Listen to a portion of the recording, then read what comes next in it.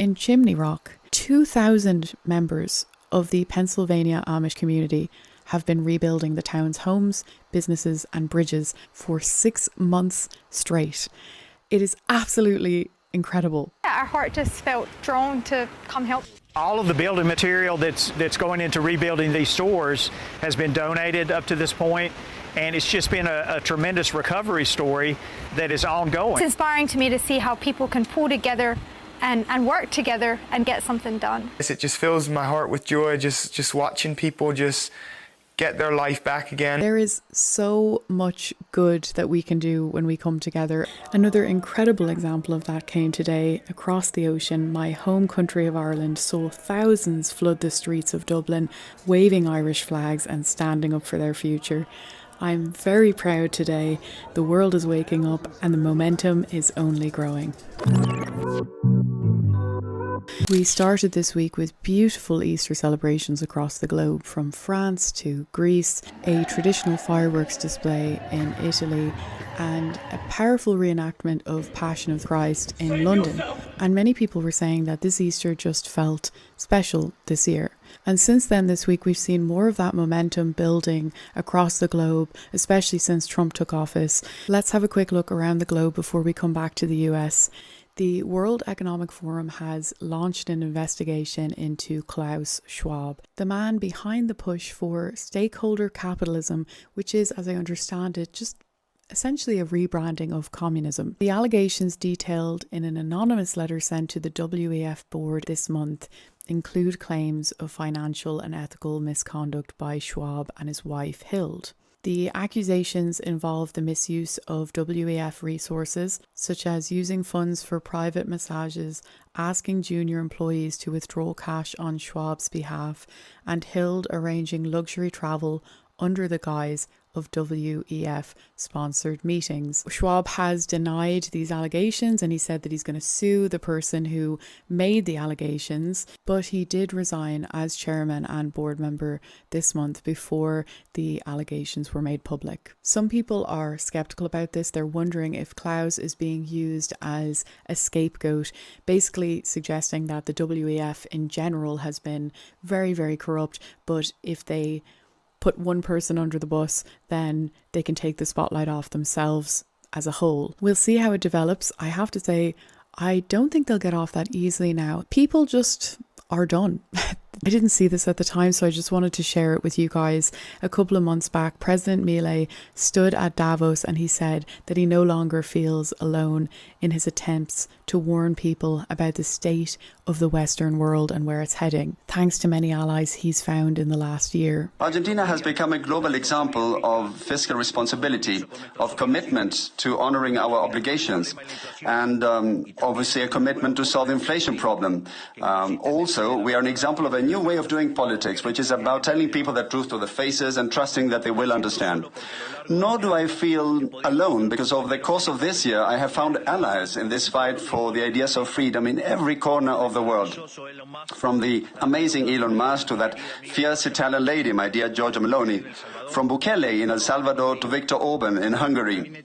From Benjamin Netanyahu in Israel to Donald Trump in the United States. Slowly, an international alliance has been forming among all those nations which, like ours, want to be free and believe in the ideas of liberty. And slowly, what once seemed like the absolute global hegemony of the woke left in politics, educational institutions, in the media, in supranational organizations, or even in forums like Davos, has begun to crumble. And a hope for the ideas of freedom is starting to emerge. Between Milei, Orbán, Meloni, Trump, and then this week we had the Prime Minister of Norway visiting Trump in the White House, which went really well. We've had talks on the war with Ukraine and Russia and trade. We're doing very well, I think, on both. We've had some pretty good movement in every respect. The war is very important that it ends. We want to end that war. We want to end it quickly. And I think we've made a lot of progress. This next few days is going to be very important. Meetings are taking place right now. Trump and Zelenskyy actually met today while they were both at the Vatican for the Pope's funeral. Trump called the meeting very productive, and Zelenskyy even said it could be historic. Trump had specifically requested a one-on-one meeting. Macron tried to join in, but Trump insisted it stay just between him and Zelenskyy. We can save 5,000 people a week, and that's what my aim is. I want to save 5,000 young men. They happen to be mostly Ukrainian, Russian. That's a big honor if I can do it. I think we're pretty close. Women in the UK are still celebrating their win in the Supreme Court last week, and I saw this video and I just wanted to share it with you guys because it's a great reminder that we can make change happen. You know, we've literally just seen 3 Scottish women, ordinary women, who met on Mumsnet. I know them, all 3 of them personally, and they are extraordinary as people. But they're ordinary in the sense that they have ordinary jobs, they have day jobs, they have families they have to look after, sick parents, kids, whatever. And yet the 3 of them, with no institutional support and no background in the law or anything like that, have just won a victory at the Supreme Court against the national regulator, the Scottish government, one of the world's biggest and most famous charities, Amnesty. Okay, they got help from an army of ordinary and extraordinary women, but it was Goliath being defeated comprehensively by David. And that's because we're strong, we're right, we're battle-hardened. They're weak, flabby, stupid, ignorant, and basing their ideas on lies. And it's inspiring because there are other fights going on in the UK that we have to hope will go well. And on that note, I just wanted to bring attention to one less positive subject for this week, which is the UK is going to begin experiments to dim the sun. Basically geoengineering. The project will see scientists attempt to reduce sunlight and as a result the temperature of the earth. This is part of a £50 million government funded scheme to combat global warming.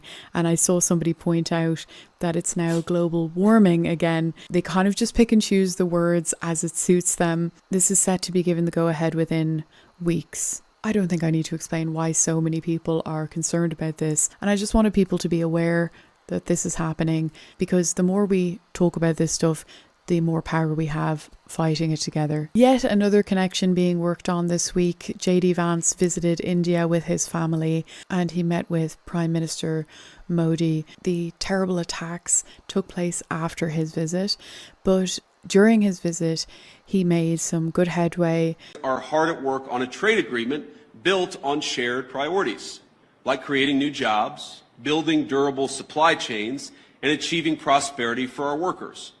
In our meeting yesterday, Prime Minister Modi and I made very good progress on all of those points. And we are especially excited to formally announce that America and India have officially finalized the terms of reference for the trade negotiation. I think this is a vital step. And as usual, he brought his kids along, and this administration has always got the kids involved, which is not by accident.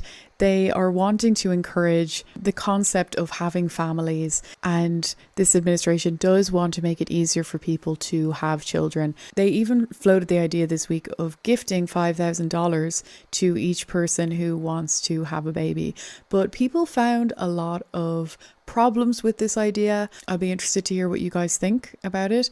I personally think there are a number of issues with it, and it's kind of like a band-aid fix for something that actually has a lot deeper rooted issues than just $5,000 will fix. I'll be very interested to hear what you guys think about that. So now let's get to some really juicy stuff that happened this week. The Florida Senate Minority Leader announced that he's leaving the Democratic Party because he thinks it's dead. For today, I FedExed my voter registration form to change my party affiliation to no party affiliation.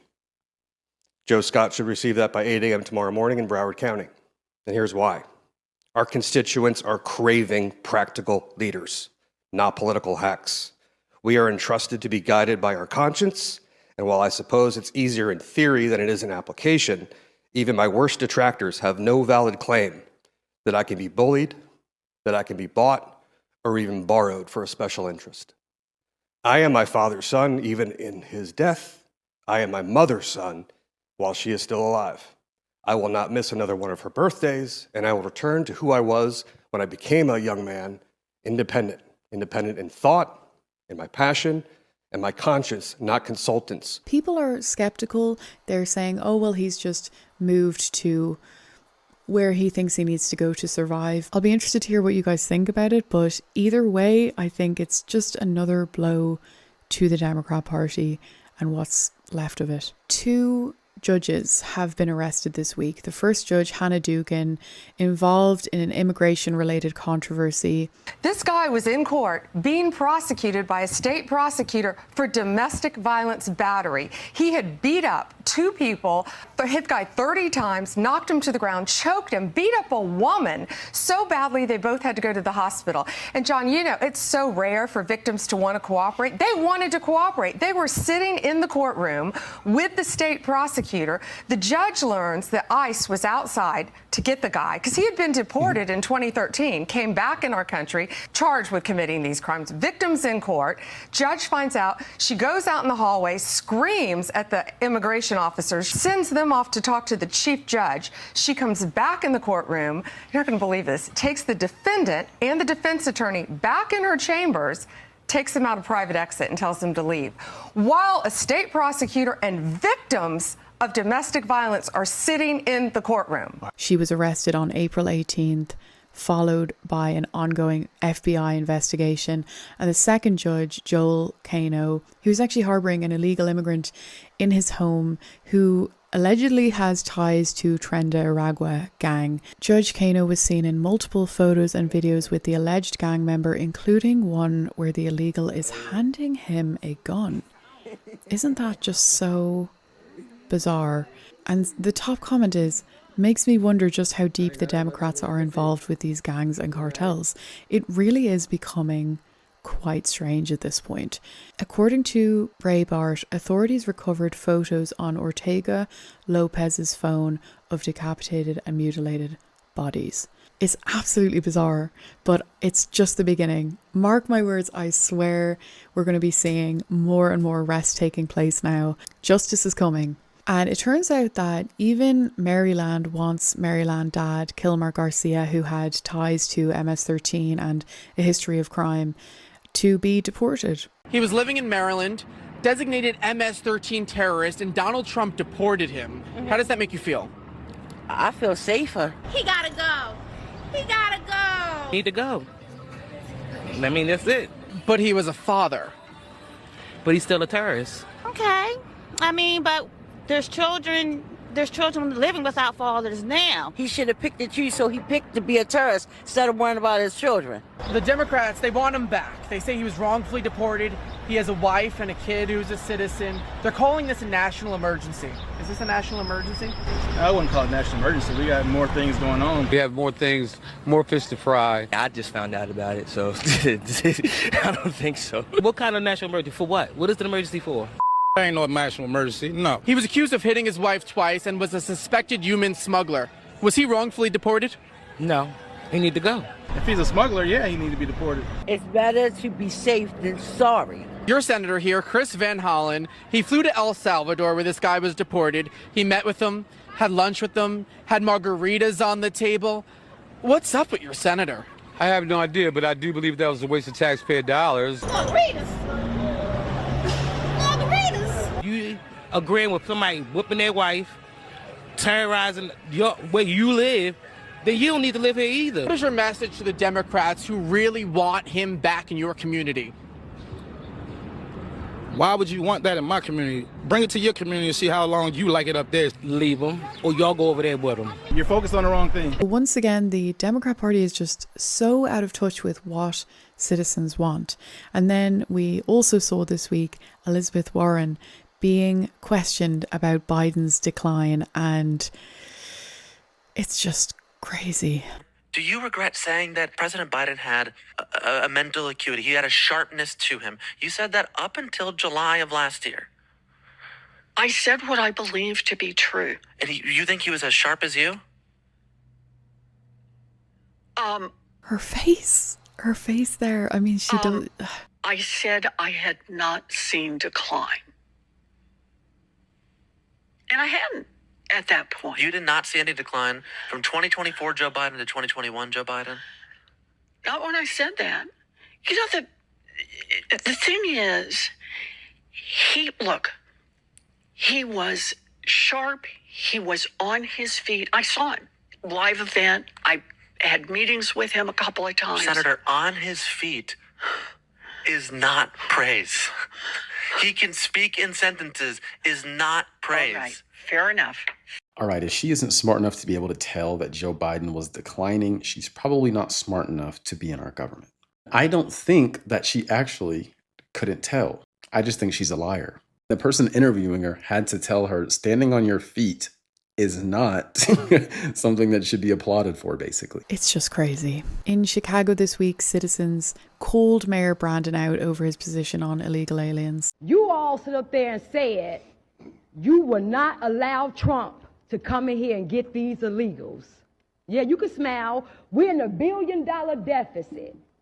And you spent half of our money, half of that on illegals. You campaigned and doubled down that you would not raise property taxes. I won't raise your property taxes. You wanted to raise our taxes $300 million. You got Cash Patel and Pam Bundy that you're going to have to deal with sooner than later. Brandon Johnson, I'm up here. I am speaking right now, so I would love your undivided attention, please. I'll wait. So this just proves to you the lack of leadership that you show in this city. You can't even give me straight eye contact. You're so strong about protecting those aliens, but you won't do nothing for the U.S. citizens. First, let's start with cutting off illegals, getting free everything. Free housing, free schooling, free food. Yeah, let's start with that. That'll save us a lot of money. Then let's start with your salary. You Democrats, and you remember you told us to defund the police? Remember, you ran on that. Remember, you was to defund the police? Let's start with that. Let's defund the police detail that you have. And let's put the police back in our neighborhood, because we're not for defunding the police. Won't you just practice what you preach? Remove all the details. We saw you coming in today. You had all the police presence. So let's take some of that away. People just aren't believing the lies of the Democrat Party anymore. Petroleum-based food dyes are officially on the way out of America. RFK Jr. has unveiled a plan to phase out 8 artificial food dyes in the US. I went in a few months or about a month ago to meet with a few food companies. I was talking with my staff about these petroleum-based dyes, and I said, if they want to eat petroleum, they ought to add it themselves at home. But they shouldn't be feeding it to the rest of us. And without our knowledge or consent, we're going to get rid of the dyes, and then one by one, we're going to get rid of every ingredient and additive in food that we can legally address. One of the problems is that the industry, which all of these industries, cast a dark shadow historically over this agency. And there's so many conflicts that we are now systematically eliminating. That has allowed them to suppress the science. There's shockingly few studies, even on food dyes. Over those ingredients that we can't ban legally, we're going to start informing Americans about what they're eating. Make sure that we have adequate labeling so mothers who go into the grocery stores know what is good for their children and what is not. RFK went on to explain that he met with the heads of all the food industry companies, and they told him one of the worst things for them is if different states have different regulations, because it would make distribution so much more difficult for them. Bobby thanked Speaker Schultz and multiple governors from the states that are having local bans because it gave him leverage. Those bans have given us leverage to make demands on the food company, and the only reason that those states have banned these products is because of these ladies and millions of more across the country, the warrior moms who have powered the MAHA movement. It's not the time to stop. It's the time to redouble your efforts, because we have them on the run now, and we are going to win this battle. And 4 years from now, we're going to have most of these products off the market, or you will know about them when you go in the grocery store. So I want to thank you. Once again, this is just the beginning, guys. Covid.gov has been changed by the White House this week, and in typical humorous fashion. And have a look at this for the COVID website, where They outline the true origins of COVID-19. They break that down completely. It possesses a biological characteristic that is not found in nature. This is just incredible. They break down the fraud that took place. I mean, they're naming names. It's incredible. I'll leave the link in the description so that you guys can look through that, because it is very, very thorough and definitely worth taking a look at. What about these great gentlemen? These heroes, Mr. President, are extraordinary. This is my husband, Michael, and so many of our dear, dear friends who are here today. Right. Many of them have met you, sir, in your first administration in the hospital, many times at Walter Reed. Right.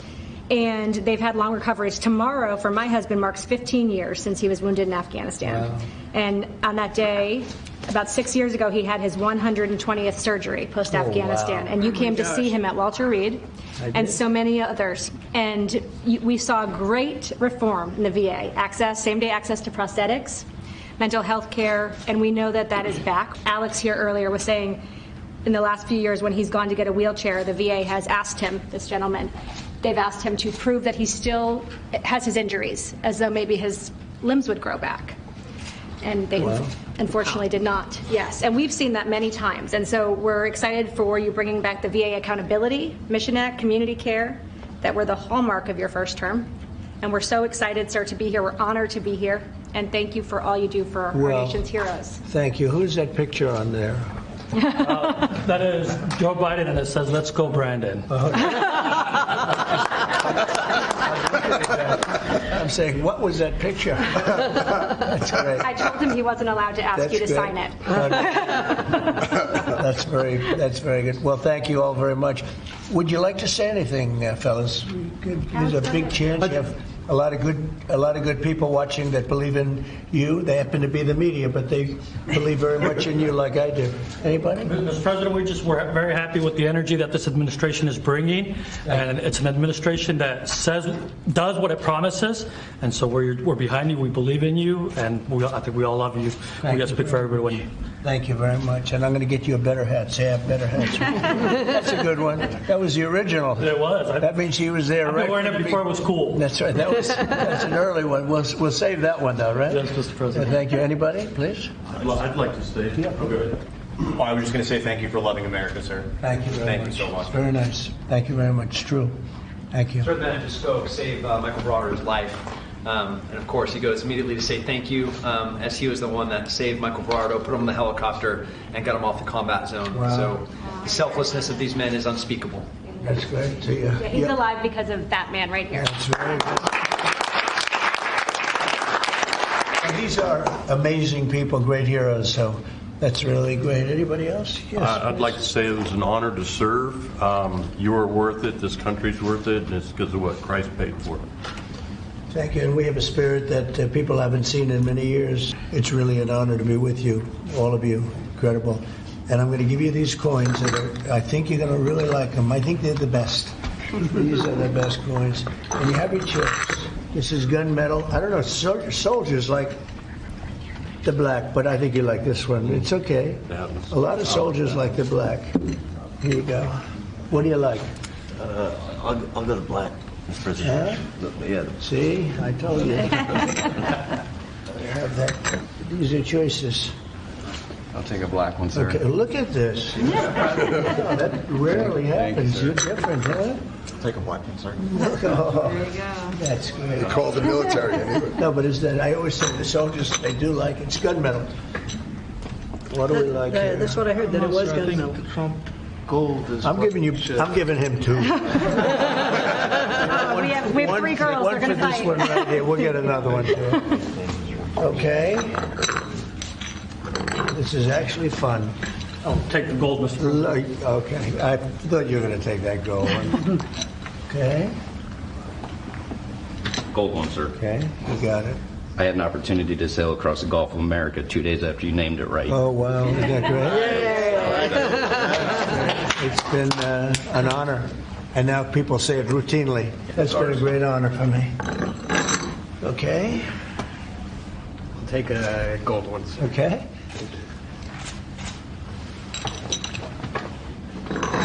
almost even. I think gold is an edge. I would love a gold one, sir. Thank you so much. Thank you. Gold, it picked up at the end, right? And Marco Rubio said that no leader is working harder than Trump to establish peace right now. That's why we're talking to Iran. That's why we're engaged with Ukraine and Russia. It's the desire to prevent these wars from breaking out and to end the ones that exist already.